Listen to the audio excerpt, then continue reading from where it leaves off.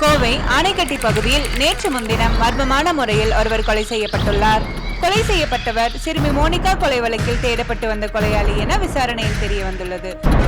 பிரேத பரிசோதனைக்காக கொலையாளியின் உடலை காவல்துறையினர் கோவை அரசு மருத்துவமனைக்கு அனுப்பி வைத்துள்ளனர். இச்சம்பவம் அறிந்த அப்பகுதி மக்கள் அதிர்ச்சியில் உள்ளனர்.